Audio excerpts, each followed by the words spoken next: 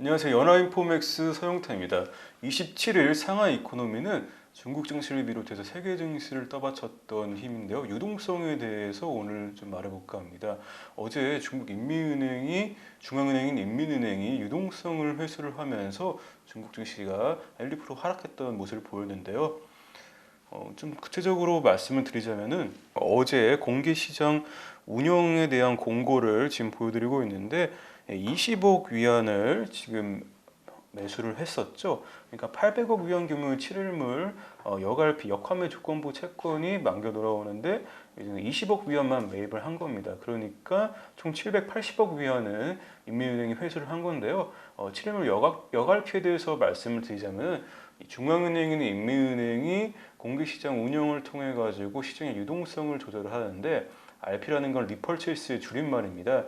그러니까 팔았다가 다시 되사는 것을 의미하는데 여갈피 같은 경우는 샀다가 다시 되파는 것을 뜻하죠. 그러니까 시중에서 7일물짜리를 여갈피를 산다는 것은 7일 동안 어느 정도 유동성을 공급을 하고 7일이 지나면 다시 그 유동성을 걷어들이는 건데 이런 식으로 유동성을 조절을 합니다.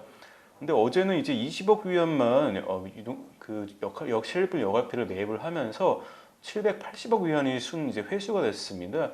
여기에 대해서 시장이 이제 인민은행이 그동안 코로나19를 대응하기 위해서 시중에 풀렸던 유동성을 걷어들이려는 어떤 신호를 준 것 같다는 분석들이 나왔는데요. 이에 따라서 시장은 상당히 좀 움츠러는 반응을 보였고요. 지금 외신에 따르면은 상하이 증권거래소에서 이제 5번 레포 금리가 전날 오후이죠. 5.4% 가까이 상승했다고 합니다. 전일에 한 2.9%에서 거래되는 걸 생각하면 한 2배 가까이 이제 오버나잇 금리, 은행간 거래는 금리가 급등을 한 거고요. 근데 다만 오늘자 공개 시장 운영 공고를 보면요. 1,800억 위안을 매수를 했습니다. 이것도 사실 이날 만기 도래 물량이 2,800억 위안이라서 총 1,000억 위안을 순회수한 셈인데요. 근데 어제랑은 다르게 이게 뒤에 문구가 외호 인항 DC 류동싱合理 충수, 그러니까 이게 무슨 뜻이냐면은 은행 시스템의 유동성을 합리적으로 충분하게 유지를 하겠다 이런 이런 뜻이고요.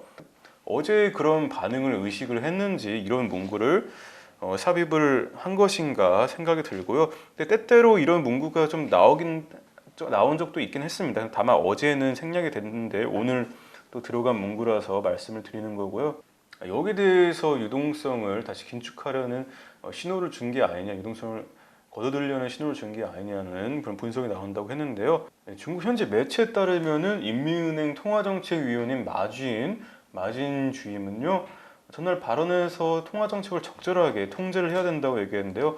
자산 가격, 그러니까 일부 분야에서 거품이 좀 뚜렷하다는 그런 말을 했습니다. 이에 따라서 유동성 축소 우려가 시장에서 나오고 있는데 여기에 대해서 현지 전문가들의 의견을 한번 들어보겠습니다. 중신증권 같은 경우는 저는 그 마진 주임의 발언이 주로 자산 가격 리스크를 언급했다고 말했고, 통화정책 발언 같은 경우는 적절한 수준이었다고 평가했습니다. 그러니까 인민은행이 지나친 정책 전환, 그러니까 지전완이라고 그동안 알려져 있는데 정책 방향을 완화해서 긴축으로 급전환하지는 않을 것이라 그런 분석이고요. 때문에 투자자들도 지나친 정책 전환은 우려할 필요가 없다라고 중신증권은 말했습니다. 수저증권 같은 경우도 인민은행이 추가로 유동성을 공급을 할 것이라면서요. 내달 춘제, 그러니까 우리 설이죠. 다가오기 전에 시중에 최대 1조 2천억 위안의 유동성을 공급할 것이라고 전망했는데요. 통상 은행 간 시장에서 유동성이 이제 춘제 때 좀 부족해지는 경향이 있기 때문에요. 춘제를 앞두고 소비가 늘어나서 현금 부족이 때로 발생한다고 수저증권은 말했습니다. 종합을 하자면은 이제 중앙은행이 통화정책 방향을 바꾸고 이제 유동성을 걷어들이는 것이 아니냐, 따라서 주가가 떨어지는 것은 아니냐, 이런 우려가 어제 나왔는데요.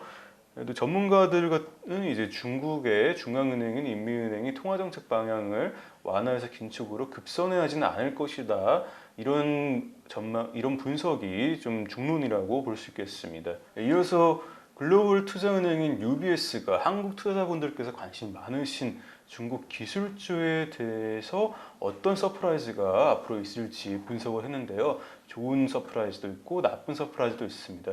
항생 테크 지수 같은 경우는 최근에 꽤 강세를 많이 나타냈었는데요. 우선 UBS는 이제 장기적으로 중국 규제 당국의 반독점 규제에 대해서 투자들이 주의할 필요가 있다고 했습니다. 가장 반독점 리스크를 크게 받는 종목으로는 온라인 상거래 업체는 알리바바랑 중국판 배달의 민족인 메이투안, 그리고 여행 사이트죠 트립닷컴을 언급을 했는데요. 지난 중국은 플랫폼 경제 영역 반독점 지침 초안을 발표를 했었고요. 알리바바가 실제로 당국의 조사를 받은 적도 있습니다. 이렇게 이커머스 업계가 규제랑 어떤 경쟁 심화로 압박을 받고 있긴 한데, 그래도 UBS는 신규 투자가 호재로 작용할 수 있다, 서프라이즈로 작용할 수 있다고 말했습니다. 알리바바와 그리고 징둥닷컴, 중국 온라인 상거래 1위, 2위 기업들이죠. 이 기업들이 그룹바잉, 그러니까 공동구매랑 라이브 스트리밍에 대해서 투자를 많이 하고 있다고 언급을 했는데요. UBS는 이런 투자에 대해서 투자자 예상을 뛰어넘는 성장을 견인할 새로운 기회가 될 수 있다고 말했습니다. 공동구매 그룹바잉에 대해 설명드리자면은 이 온라인 상거래 이용자들이 모임을 꾸려가지고 대규모로 상품을 주문하면은 그 상품의 값을 할인해주는 그런 사업 모형인데요. UBS는 모바일 게임 호황도 올해 투자자들을 놀라게 할 수 있다고 말했습니다. 게임사들은 그동안 앱스토어를 통해 가지고 게임을 공급을 하거나 홍보를 해왔는데요. 소셜 플랫폼 같은데 이제 게임사들이 게임을 홍보를 하면서 새로운 시장을 열어가고 있다고 하고요. 그리고 해외 시장으로도 중국 게임사가 외연을 넓혀가고 있다고 말했습니다. UBS는 대표적인 중국 게임주죠. 텐센트를 최선수로 꼽았고, 그리고 중국 검색 엔진인 바이두도 최선수로 꼽았습니다. 관련 종목들을 이제 또 UBS가 추천을 하는데요. 바이두 같은 경우는 자율주행차랑 그리고 클라우드 컴퓨팅 관련해가지고 앞으로 좀 기대가 된다고 UBS가 전망을 했고요. 바이두의 라이브 스트리밍 서비스인 YY 라이브도 성장 잠재력이라고 말했습니다. UBS가 또 선호한다고 밝힌 종목으로는 웨이보가 있는데, 웨이보는 중국의 소셜 네트워크 기업이고요. 또 웨이보가 수익화를 통해 가지고 어떤 실적의 성장을 좀 보여줄 수 있지 않을까, 그런 기대가 나오고요. 광고 매출도 올해 한 8% 늘어날 것이라고 UBS는 전망을 했습니다. 또 다른 이제 클라우드 소프트웨어 회사죠. 웨이몹도 UBS는 좀 기대가 된다고 또 선호주라고 꼽았습니다. 오늘 또 주요 지표가 하나 나와가지고 마지막으로 좀 언급을 해드리려 하는데요. 중국의 12월 공업이익이 전년 대비 20.1% 늘었습니다. 공업이익은 연매출이 한 2천만 위안 이상 되는 그런 공업기업들의 수익성을 나타내는 지표고요. 공업이익이 8개월째 증가세인데요. 2020년 공업이익은 전년 대비로 플러스 4.1%를 기록했습니다. 여기 파란색 선 보시면은 이제 공업이익이 점점 회복하는 그런 추세를 보실 수 있고요. 이건 이제 뭐 1월부터 4월, 1월부터 6월, 1월부터 뭐 10월, 12월 이런 식으로 누적으로 공업이익이 전년 대비 얼마나 늘어났는지 보여주는 그래프입니다. V자라기보다는 나이키형을 좀 확인하실 수 있네요. 일단 코로나 팬데믹에도 공업기업들이 중국에서 꽤 선방을 했다는 그런 분석이 나오고요. 공업기업이라고 하면은 광업이라든가 제조업 기업들을 이야기합니다. 오늘 중국 시장은 상하이 종합지수가 0.1% 상승했고요. 선전 성분지수가 0.4% 상승세를 보였습니다. 현재 시간 기준으로 홍콩 항생지수는 0.13%, 0.1% 약보합세를 보이고 있습니다. 27일 상하이 이코노미 마치겠습니다. 연합인포맥스 서영태입니다.